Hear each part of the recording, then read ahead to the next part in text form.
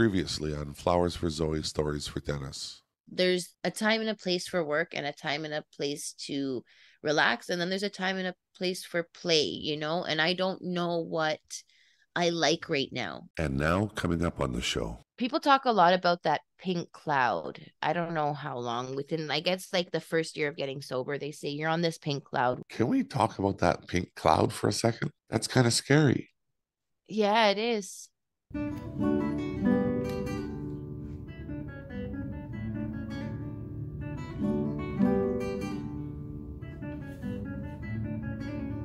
On today's podcast, we review 3 steps in preparing for the holidays while in recovery, as outlined by smartrecovery.org.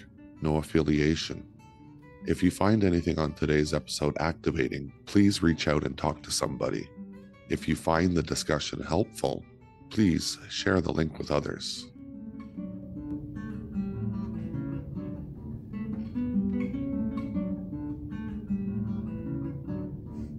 Welcome to podcast 18. We're going to talk a little bit about the holidays and the stress that it can bring, especially when you've got goals around recovery, whether that's harm reduction goals, sobriety goals. The holidays, for all the joyfulness and all the excitement it can bring, can also increase stress in our lives. It invites a lot of things for us to manage.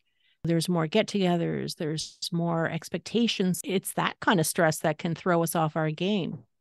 Smart Recovery is a program that's all about helping and supporting and training people how to support yourself when it comes to your recovery goals. We've all been actually digging into the website Smart Recovery. It's great.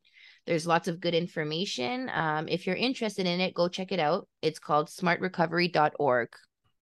They share that people who achieve long-term sobriety have 3 things in common.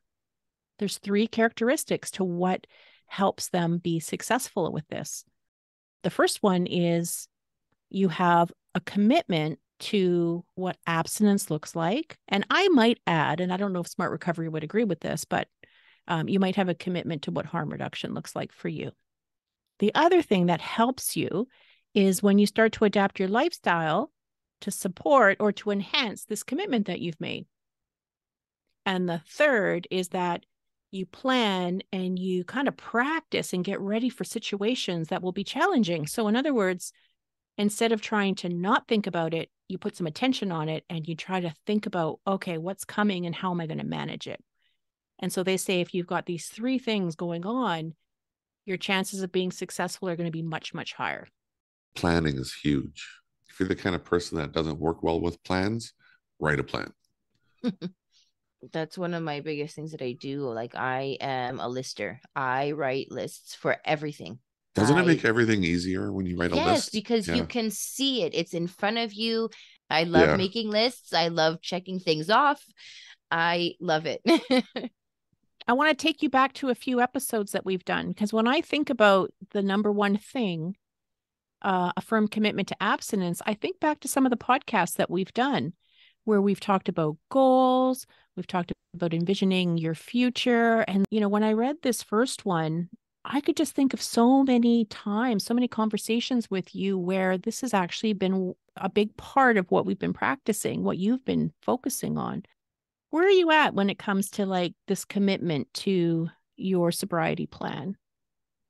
People talk a lot about that pink cloud. I don't know how long within, I guess, like the first year of getting sober, they say you're on this pink cloud where it's like you feel like you're on top of the world, basically. Like you are ready to start living your life without surrounding it with your recovery. You feel like you're back to normal. And a lot of people during that first year feel like that. And then they end up slipping through the cracks because they feel like they're ready to take on the world. And that's only because you're on that pink cloud. It hasn't been a full year yet. Because I know about that pink cloud, I'm not quick to jump off of my recovery journey just yet. But right now, oh God, I feel great. I do. I feel like everything is kind of falling into place for me. Yeah, I feel good. I have little stresses here and there, but I feel good. I'm almost at that one year mark where I can fully celebrate 1 year of being sober. And this has been the most scary, crazy, brand new, never felt feelings like this before ever.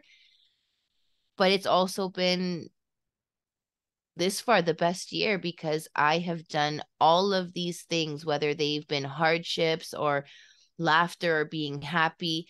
I've done it all sober this year. Can we talk about that pink cloud for a second? Yeah. That's kind of scary. Yeah, it is.